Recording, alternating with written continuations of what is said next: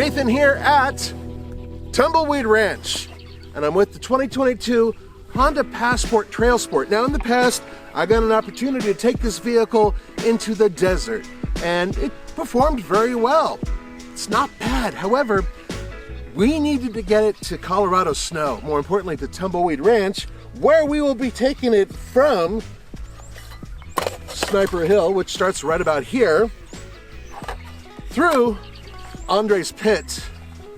And the guys have been dying to hear me say this, because at the very end, we will be entering Nathan's Crack.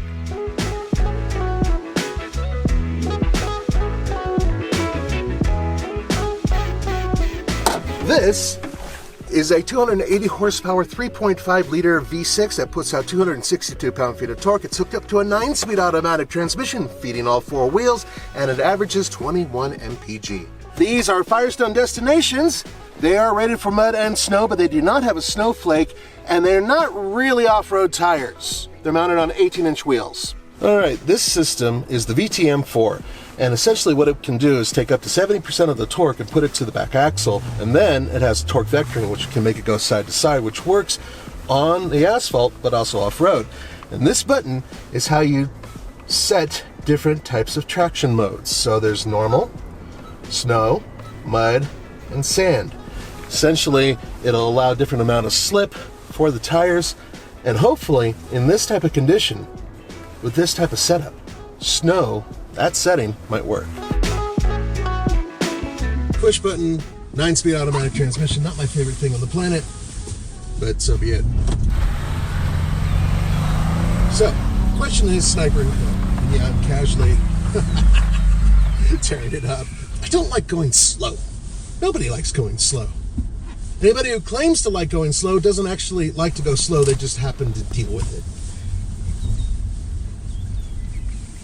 So recently, we had the Nissan Pathfinder, which doesn't quite compete with this. It does compete with its big brother, the Pilot, but we had it on this surface. And it did really well. You know, one of the things that really does affect these vehicles is tires. So it is not mostly about tires, but a great deal about tires. So,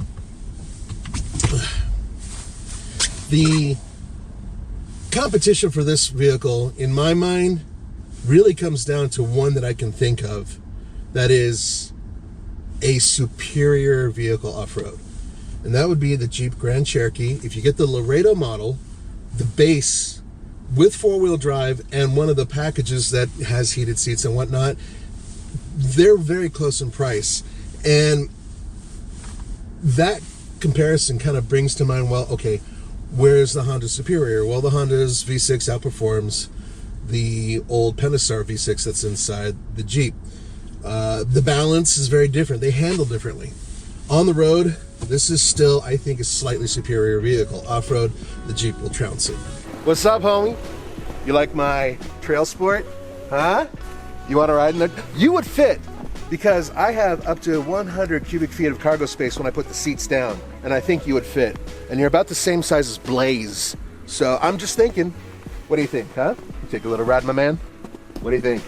All right, so my shoes are covered in snow, but I'm not worried because the TrailSport comes with these plastic mats. It also comes with seats that say TrailSport and lots of trim that has orange on it, because orange is off-roady. So I'm not worried about flipping the mats in this vehicle because they are built for snow and mud.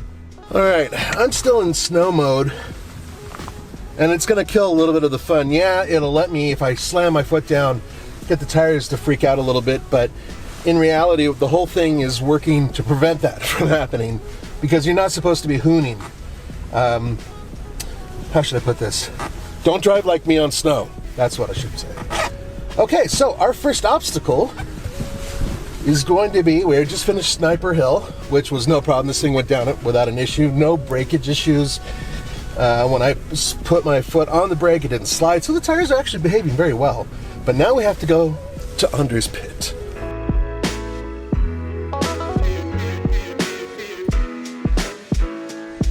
I am in the process of entering, nay, tickling the surface of Andre's Pit.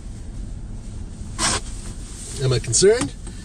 A little. There's a lot of snow and ice, and the guys have been on it quite a bit. I'm going to leave it in snow mode and see what happens. But I may have to use a little bit of momentum to get the hell out of this thing. Yeah, so the snow's been packed down, and then it's melted, and then it's frozen, it's melted, and it's frozen, and then snow's on top of it. So there is some, yeah, it's a little loose here. And you're going to hear some scraping. That's just from these small plants, like that. I'm not worried about that. I know that this vehicle has 8.1 inches of ground clearance, which isn't great, but it's also not worse than tests. 21.1 inches of, not inches, sorry, 21.1 degrees of approach angle. That's how good it is. I'm deliberately slowing down to see what they're looking at the snow. And it looks like it's leaving the accelerator on the floor, and it's figured it out. There's nothing like going sideways up a hill. There's nothing quite like that. That's better than Disneyland, that is. All right.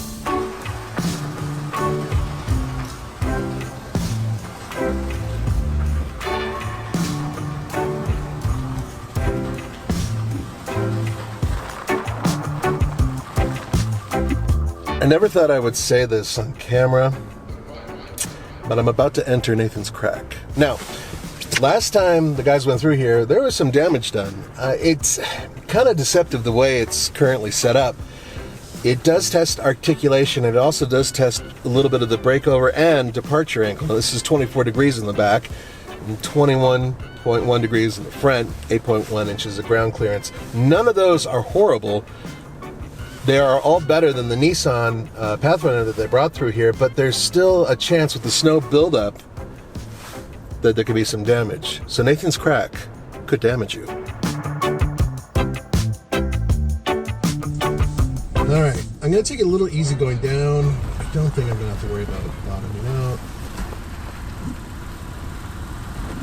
Just good enough. Now the departure. Oh, no, we're good. Okay, I'm gonna just take it nice and slow. I hate taking it slow, but I'm taking Nathan's crack slowly. No issues whatsoever. So that's a real positive for the tires, that's a real positive for the VTM system, and that's a real positive for all of the angles that Honda wanted to equip this vehicle with. Now remember, this is basically a Honda Pilot that they hacked, shortened, lightened. It's about 100 pounds lighter. It's missing the third row. So it has all that. And if you take all of that into account, what they've managed to build here is something that is indeed much more off-road worthy than a regular Pilot. Is it a rock crawler? Hell no. But is it something that can blow through snow effectively? Yeah, it's doing really well. Alex here behind the camera. Now it's time to try and climb back up Sniper Hill, which is probably going to be the hardest part of this whole thing. It's really hard to show just how steep this hill is on camera. I am walking up it right now. Granted, not in the best shoes. I'm in my snow slippers right now, but it's steep. And it's pretty much like 2 inches of snow right now. Under the snow is a solid sheet of ice. And if you do break through the ice, under that, it's just straight mud. So it's definitely a lot steeper and harder than it looks on camera. I wish that came through.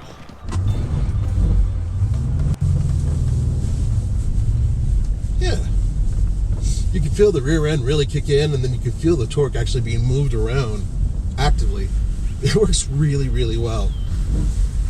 I've said it before and I'll say it again, the VTM system, iVTM4, is remarkable. It works so damn well.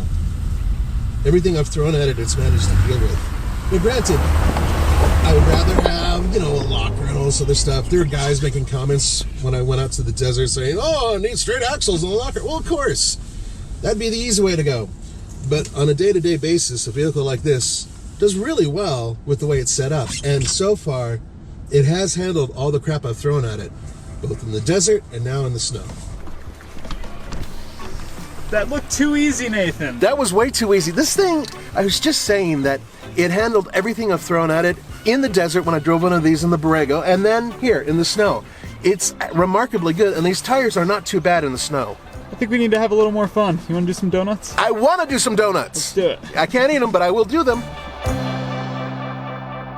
All right, so I put it in sand mode, and I think I'm gonna disable traction control.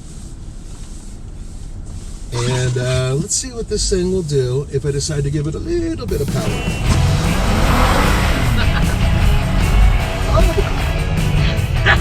I like it! It's not exactly doing donuts, but what it is doing is that it's trying to figure out power transfer, and then it just throws it to the back. I think it does it quite well.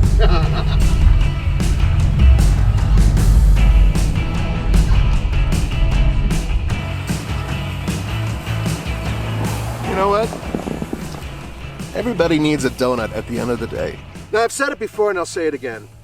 The Honda Passport TrailSport package is a lot of fun, especially if you're not doing serious off-roading but light off-roading. This is a fantastic package. And what's really cool is that Honda will be offering more off-road goodies in the very near future for this vehicle. So look forward to that. If this were mine, I would change the tires, even though they acted really good in the snow. They were fantastic. I'd still go for something a little bit grippier for all-terrain. For $44,000, yes, there are alternatives out there, including the Jeep Grand Cherokee Laredo. You can get that with four-wheel drive, with the V6, and with a package to match this price roughly. Which one would I get? That's a tough call. This one's better on the street, and that one's better off-road. So it's a coin toss.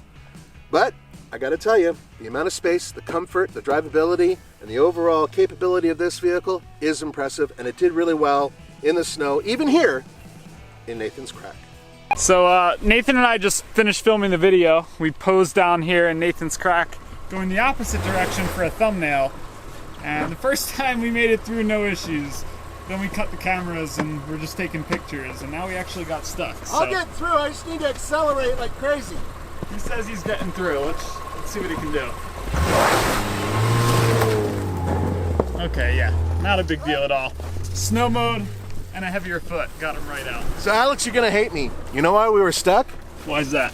I left the e-brake on. You left the e-brake on. I totally did. That is definitely staying in the video. No, that please. will not be cut out. That's not at all. I cannot believe I freaking did that. Right when you got out of the car, I was like, wait a minute, it says brake. Oh no, did I fry the brakes? No, the brake is still on. I'm such an idiot. Oh, that's awesome. That's why I got stuck.